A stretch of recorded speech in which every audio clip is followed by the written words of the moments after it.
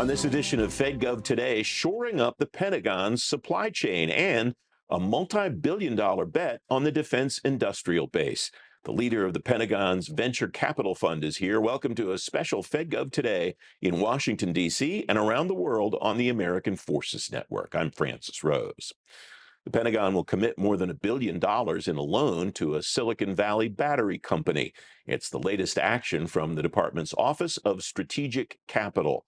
David Lorch is director of the OSC. David, welcome. Thanks for joining me Thank today. you. It's great to have you on the program. Thank you for welcoming us to your office. Absolutely. What is the mission of OSC? The mission of OSC is to serve as a bridge between capabilities that are needed for our U.S. national security and what's viable to address shortages and gaps in our supply chain in the private sector. So we're evaluating various sectors for where there are shortages, gaps, and vulnerabilities that impact U.S. national security. Then we're looking to provide capital in order to bridge between the needs and what's available in the private sector today.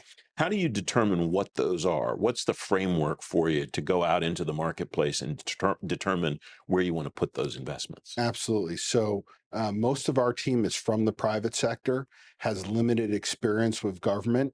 So we're really following the lead of the department experts in terms of the various domains where there are supply chain gaps and vulnerabilities. So, for example, in the area of critical minerals and materials, the acquisitions and sustainment department under Mike Duffy has mapped out the entire mineral supply chain and identified where there are shortages.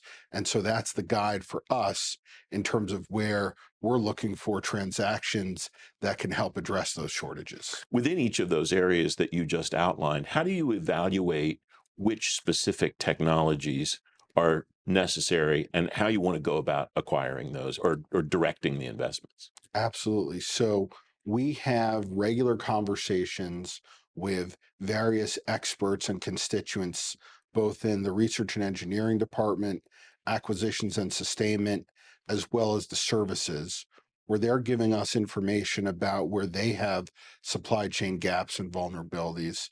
And so in one end, we're getting that feedback from the department. We're also having companies that are applying for loans.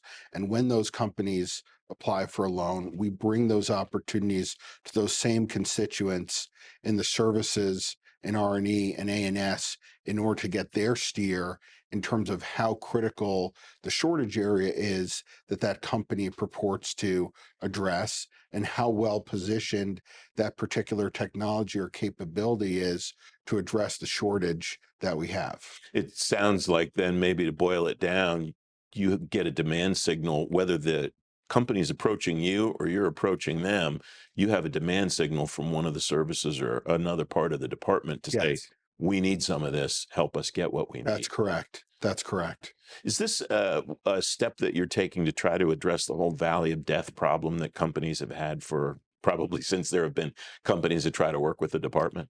That certainly is a apt description, and in many of the areas. At the beginning of the conversation, you referenced the loan we recently made to a company called Sila that has an ability to make battery components from silicon, and we have supply of silicon, adequate supply of silicon right here in the United States, whereas the traditional product that this battery component is made of is graphite that needs to be imported from abroad. And so that represents a supply chain vulnerability as opposed to an opportunity to build that capability right here in the United States.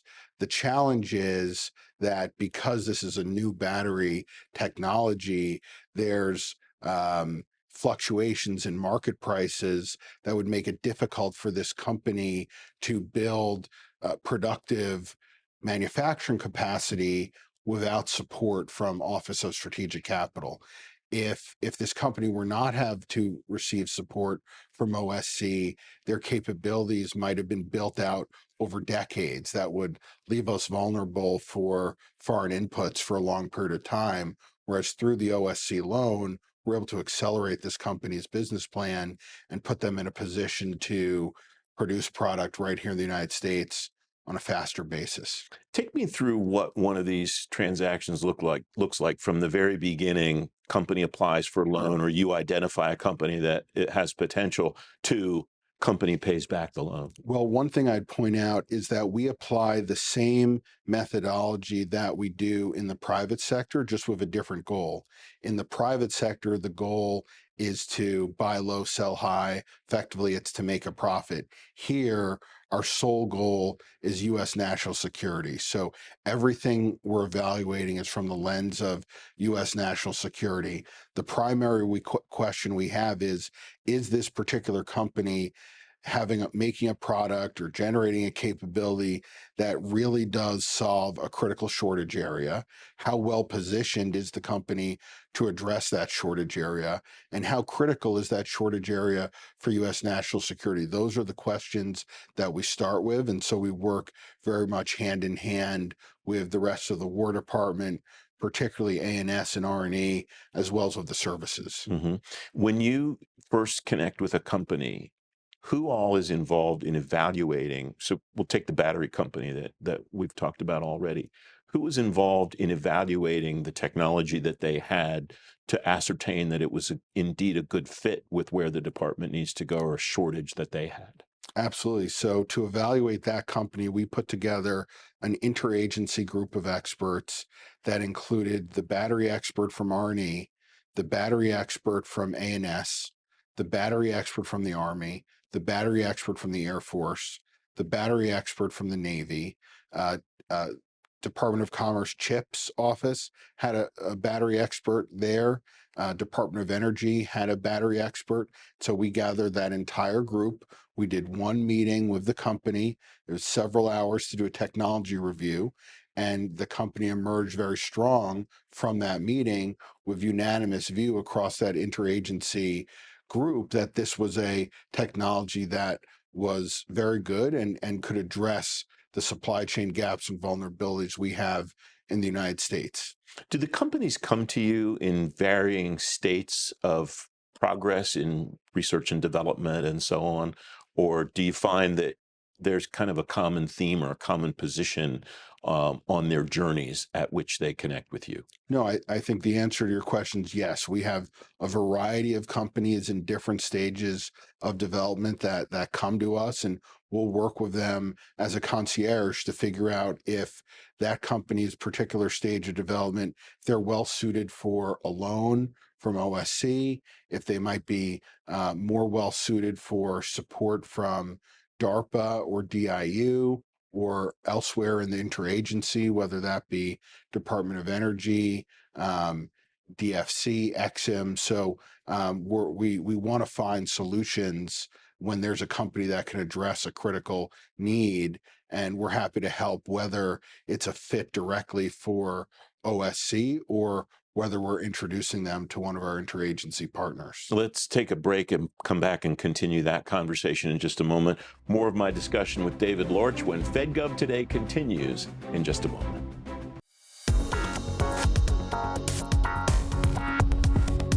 A lot of the work that they're doing now is to say, I'm going to spend less time agonizing over the requirements, and what I'm going to define to industry is my needs. Not the requirements of what you need to build, but the problem I need to have solved. And again, part of this acquisition reform is that they're willing to take on a little bit of acquisition risk to reduce operational risk.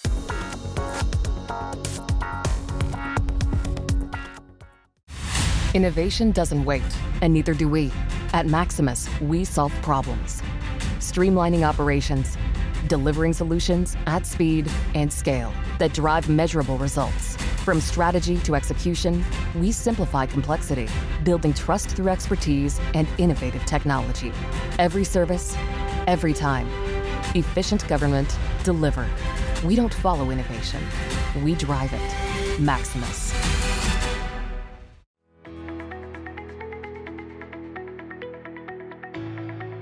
sometimes you're trying to over-design solutions that maybe the customer or your end user is very happy with, but leaving security out of the question. So, confidentiality, integrity, and all of that things about the data are maybe thrown to the wayside. So you have to find a good tension point to bring the two together to make sure that your products are secure and protecting the data that it needs to.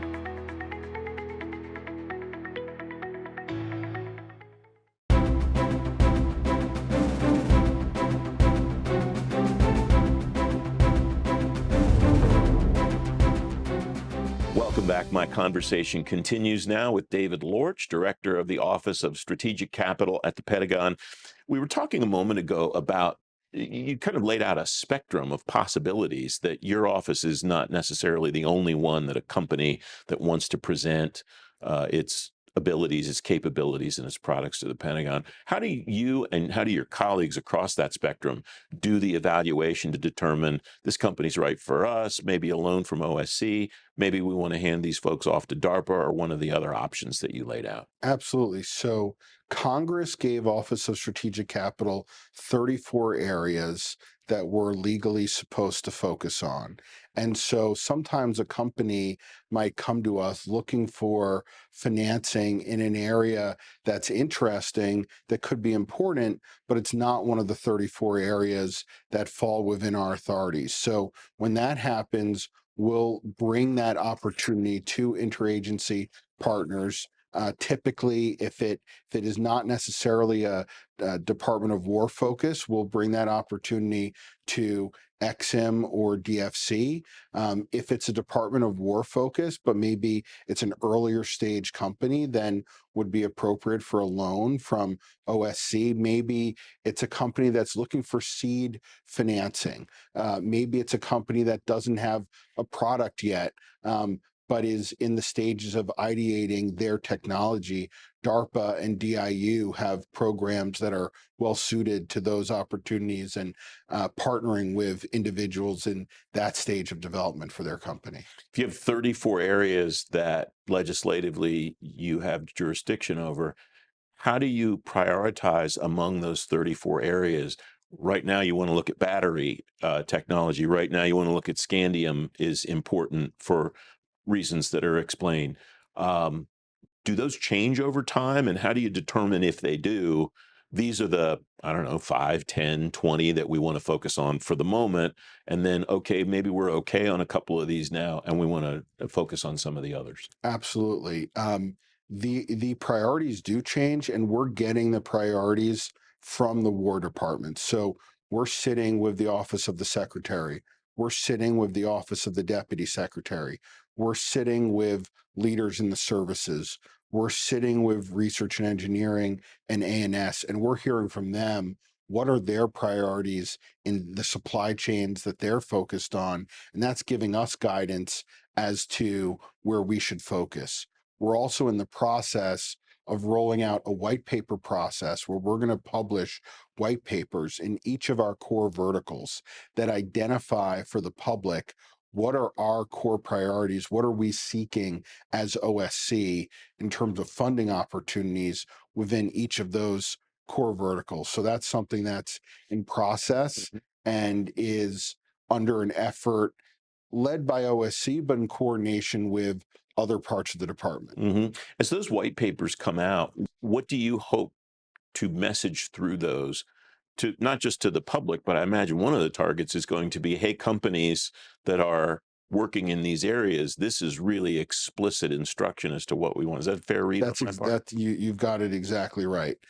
We want to be letting companies know where we're focused on funding, where we're aggressively seeking opportunities to put funding to work in order to address national security vulnerabilities. One thing to keep in mind is Office of Strategic Capital is focused on dual use applications. So that means that we're oftentimes serving the tier 2, tier 3, tier 4 supplier who's making parts, pieces, and components that ultimately go into important U.S. national security supply chains. Critical minerals and materials is a great example of that. How does what you're doing comport with the Secretary's order to look at commercial first? I imagine that dual use is a really important component of that. Absolutely. We're completely aligned with the secretary's orders and priorities, and we're really following what he lays out in terms of focus areas for the department. How how involved is the work that you do with helping companies once you've made a loan investment in a company to work through the acquisition process if they're at a point where they have a technology that's ready to go, the departments or one of the services has determined we want that. Does your organization have a role in helping them bridge that gap It does too? not. We really stay heads down, very focused on our mission. We're collaborating with the services. We're getting inputs from them in terms of which companies are important, what the capabilities of different companies are. In many cases, folks at the services, folks in acquisitions have been dealing with these companies for decades. And so that really provides a great base of information for us to work with.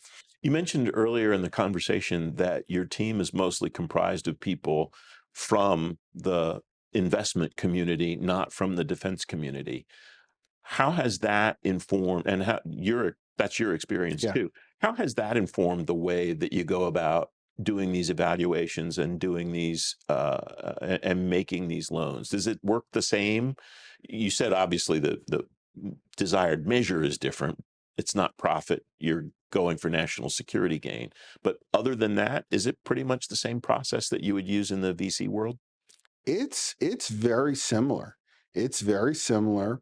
We're applying the same process, but the the core question starts with national security fit, which is not part of a traditional private sector analysis. So it's the process is different in terms of the first gate a company needs to pass through is solely oriented around national security fit. And we put an immense amount of energy and we really benefit from our partnership with the War Department broadly in making that analysis. But in terms of other aspects of the analysis, structuring a credit agreement, um, working through a financial analysis, that is really borrowing the skills that our team gained in the private sector. I read in the Wall Street Journal about the latitude that you have as far as paying people to get people to basically come, mostly from New York, I imagine, to come here and do this kind of work. Has that been the biggest challenge in recruiting? Is the opportunities that people have in the private sector versus what public sector work is able to offer them? I think the great news is there's a lot of patriotic Americans. Um, it's on OSC to get the word out and let people know about this opportunity. It's not something. I mean, the office is relatively new. The funding really came together in for this year, 2026, in terms of expanded loan authority, expanded credit subsidy, and so this is all relatively new, and we're trying to get the word out. But the good news is we've had really fantastic people, numerous people who've taken seven-figure pay cuts who are coming down from New York to do this, and we really want to be of service. We know what we know and what we don't know, and that's why we partner so closely with other parts of the department, since we can bring to bear our backgrounds from the private sector. But as you said, the vast majority of our team, this is their first experience in government. We have just a few more minutes left, so stand by and I'll continue my conversation with David Lorch when FedGov Today comes right back.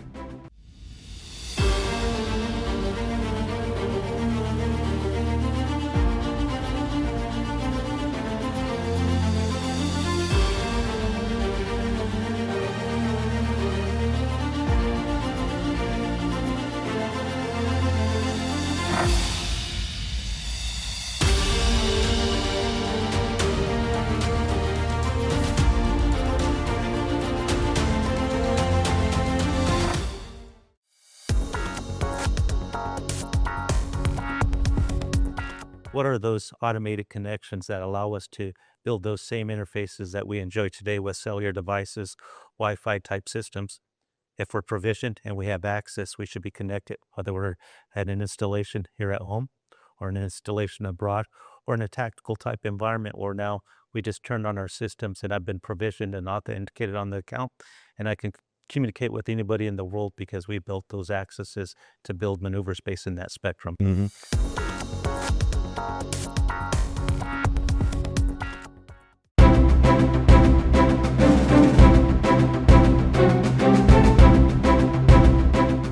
For a CIO, one of the use cases that I am leveraging AI to solve is how can I build faster leveraging AI? You know, the traditional software development cycle takes 18 months.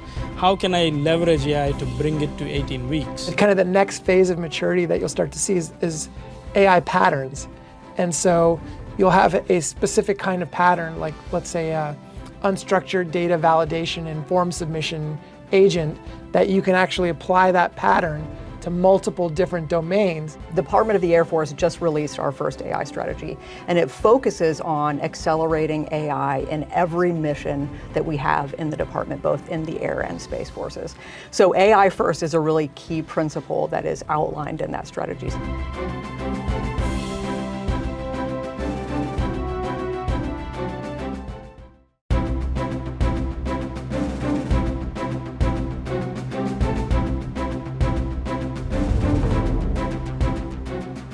Welcome back. My conversation continues now with David Lorch, Director of the Office of Strategic Capital at the Pentagon. We talked a little bit in the last part of our conversation about your team and who makes up your team. What makes somebody a good fit for the work that you're doing here? Mission-oriented, humble, wanting to partner with the services and the department, hardworking and smart. It seems like a pretty straightforward list, David. I think it is. I think it is. When you measure success in this organization a year out, 2 years out, 3 years, you mentioned earlier you get a big cash infusion budget-wise this fiscal year. How will you measure that either the portfolio of loans that you've made, individual loans that you've made, or whatever, that this is working the way that you wanted it to work and you're getting the desired results? If we've put our loan authority to work by providing loans to companies that are leading to national security gaps and vulnerabilities being closed, that is our mission. That is the rubric that we're focused on addressing first and foremost. What do you do now to kind of keep touch with the stakeholders that you've outlined in our conversation so far to make sure that they're getting on the back end what you helped provide to them on the front end? As part of this white paper process that we talked about, that involves very close and regular collaboration with these stakeholders to understand what are changes. You asked earlier about changes in priorities. We need to engage with, and we are engaging with these stakeholders to understand updates in terms of their needs and priorities, and talk about how the investments made to date, the path those investments are on to generating these capabilities that can address shortages. So it's an ongoing and evolving conversation that's happening on a regular basis. Do you have any gaps in capacity, either number of people or skill sets or whatever, that would help you get to your goal and fulfill your mission, deliver on mission better? Well, we're looking for associates, vice presidents, managing directors, and senior managing directors. So all are welcome to apply. We are continuing to build out the team so we can prosecute this important mission of addressing shortage areas and vulnerabilities in the supply chain that's relevant to U.S. national security. I asked you a moment ago what success would look like from an organizational perspective. Strictly personally, there will come a time where you step down and move on to something else. How will you judge that you personally accomplished what you hoped to accomplish when you took this job? Just the same that I mentioned for the organization. If we can execute our mission, which is making these investments to address shortages and vulnerabilities, that's literally what we're focused on from morning to night, every day. David Lorch, thanks very much for joining me today, and thanks for hosting us in your office. Thanks for the opportunity. I appreciate it. You can read more about all the things David and I covered and more about the Office of Strategic Capital on today's show page at fedgovtoday.com. FedGov Today continues in just a moment. The technology exists today to do all of that data sharing with the right governance and with the right controls to allow an analyst or someone who needs access to the data to get it live in real time. This is a structural change in how folks think about how we interact with technology, what our role is in the kill chain, in the OODA loop, however you want to describe it, but kind of where the human sits in that.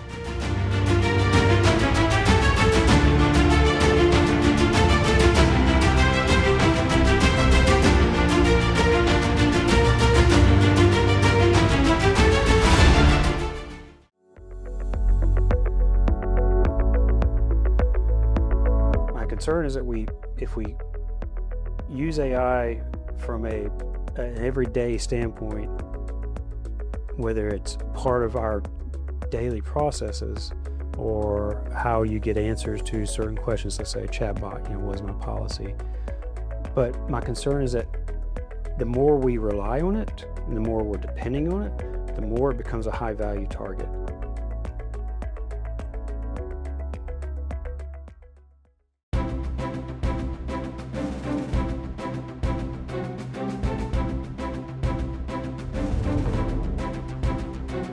Welcome back. Coming next on ABC7 in Washington, it's the new episode of the FedGov Today series, Modernizing Government, the EY Insight. The new episode's titled Cyber by Design, Modernizing for a Resilient Future. Justin Hubert of the Federal Transit Administration and Rob Brome of EY will lay out the components of a successful cyber strategy for now and for the future. If you're watching in Washington, don't do anything. The show's coming next. If you're watching online or on AFN, you can see the new episode at modernizinggovernment.com.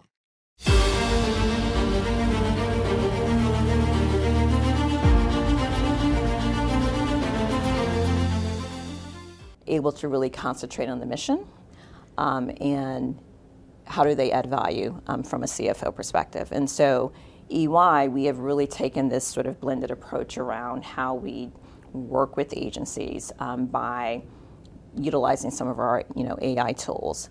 We have also developed data analytics solutions, right, to embed in agencies as well. And so whether it's our LEA tool, which is our leadership insights analytics data analytics, which is sort of an enterprise-wide data transformation tool. We have our public funds management solution, which is really a blockchain. We're very excited, a blockchain solution that allows us to trace funds across the organization.